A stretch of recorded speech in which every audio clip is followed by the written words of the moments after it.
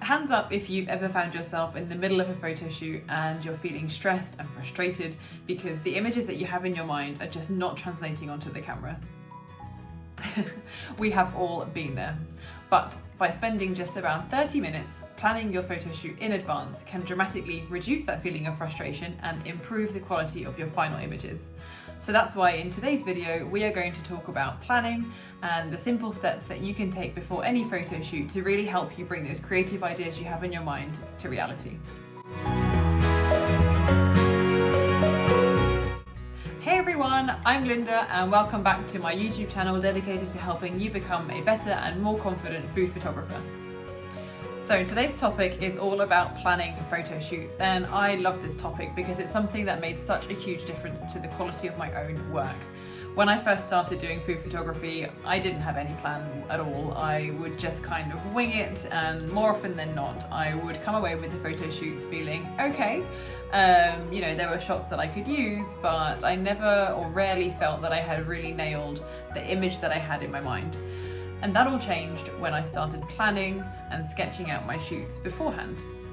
There are a number of reasons why I love to plan my photo shoots in advance, and one of the main ones is the fact that I'm simply feeling a lot less stressed and a lot less frustrated during my photo shoots. So I know exactly what I need, I know exactly the kind of angles and the shots that I want to take, and it just means that I enjoy the shoot a lot more and it goes so much more smoothly. Another reason why I love planning my shoots is because it allows me to practice techniques that I feel I'm not so great at, or maybe to actively try something new. So by planning my shoots in advance, I can sketch out maybe some new composition ideas that I want to try. I can take notes about colour palettes and props that I'm going to use, and it just helps me to really make sure that I'm always trying something new creatively and giving myself a little bit of guidance along the way. And finally, storytelling is a really important part of photography, and personally I think it's really hard to build a good scene with a story without planning. So by spending a bit of time to, like we said before, choose your props, choose your colours, think about what is happening exactly in the moment that you're taking the image, will really help you to build an engaging and interesting scene that has a story that the viewer can really connect with. So without further ado, let's have a look at those simple steps that you can take before every photo shoot to help you create those beautiful and engaging images. First things first, grab yourself a pen and some paper because we are going to be writing some notes and doing some rough sketches before we even pick up the camera.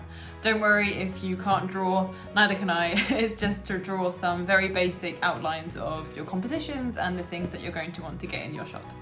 So the first step is easy. I want you to write down your main subject. What's the hero of the frame?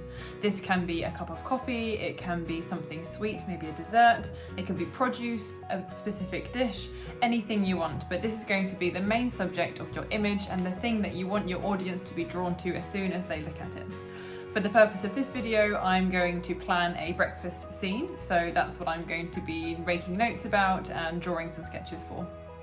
So now you have your main subject, I'd like you to think about the story that you're going to tell and how you can tell that story through your photo.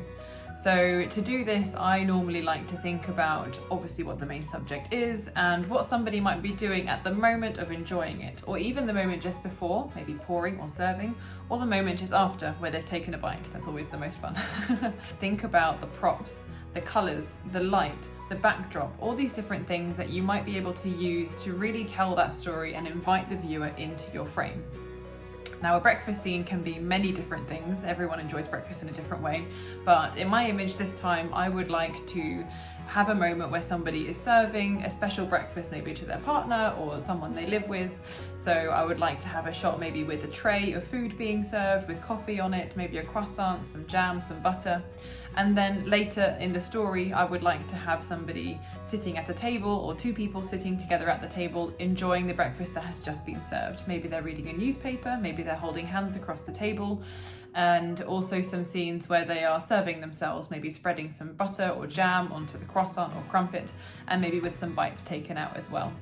So by thinking about all the different stages of how somebody might enjoy or interact with your main subject, you can actually come up with a series of different frames, and therefore think about all the things that you might need to be able to tell that story effectively. So go ahead and write down underneath your main subject now all of the things that come to your mind and all the things that you could do and use to convey that story in your image. I personally have written down things like coffee, newspaper, croissant, crumpets, flowers, a tray, colours like browns and oranges and whites and beige for that kind of calm morning, and also some soft, warm morning light. Okay, now it's time to transform those words into drawings. Don't panic, like I said, if you can't draw or sketch very well, just some outlines and rough shapes will be enough, and you can always make annotations around the outside to make it clearer, but it's just something for you to refer to during your shoot to make it a bit smoother and to ensure that you're getting all the shots that you had written down beforehand. So the sketching part is actually quite simple, don't be scared by it. No one is going to see these sketches except you, so they can be as messy or as tidy as you like. I always do them freehand. I simply draw some portrait and landscape oriented rectangles onto a bit of paper, and then I will simply start drawing. If I already have ideas for a particular frame in my mind, I will draw it straight in. Maybe I have some particular composition techniques that I know that I want to practice, so I will draw the composition grid straight into the frame as well. So things like the golden triangle or the rule of thirds, I will go ahead and draw in that composition frame straight into my rectangle before I draw anything else on top, because then I can use that as a guide for positioning my subject and any other elements around it. Then I also like to make some annotations, just some little notes for myself, maybe what angle I'm going to shoot at. Is it a flat lay? Is it 45 degrees? Is it straight on?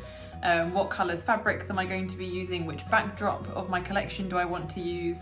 Which direction is the light coming from? I add all those notes and annotations around each picture just to give me that bit of extra help when I'm on the shoot and I don't forget anything.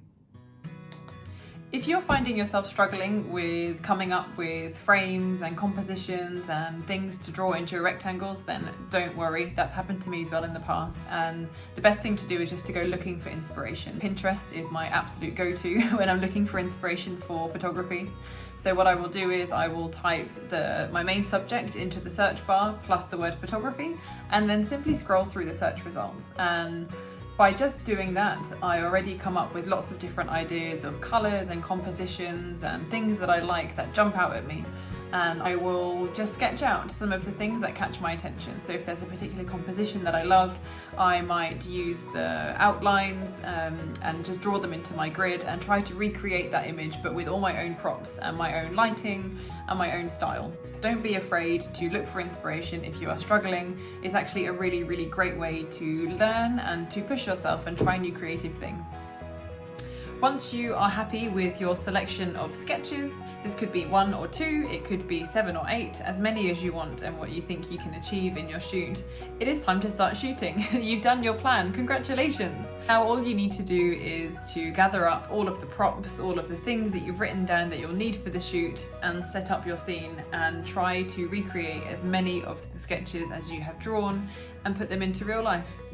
Don't worry if some of the shots that you had sketched out don't go according to your plan.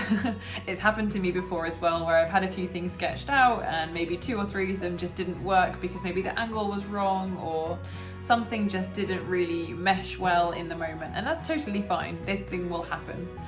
But I hope that you will enjoy the process of planning, of being able to push yourself creatively and try new things. Also, you may be inspired by a sudden moment of creativity during your shoot, which has nothing to do with what you sketched, and by all means, go with it. We are sometimes struck by inspiration when we least expect it, so give yourself the opportunity to freestyle as well. Don't feel the need to rigidly stick to your plan. It's a plan to help you, but it should not dictate everything that you do. And that is it for today's video, all about planning your photo shoots. I hope you enjoyed this video and that you have come away with some fresh ideas on how you can plan your next shoot, from choosing your subject to thinking about the story and how to convey that story in an image, how you can sketch out all your ideas before executing it into your shoot and coming away with some great final images. If you like this video, I would love it if you give me a thumbs up. Maybe tell me what your takeaway from this video is down in the comments below. And of course, hit that subscribe button so you will be the first to know about future videos that I release. Thanks so much for joining me here today, and I'll see you in the next one.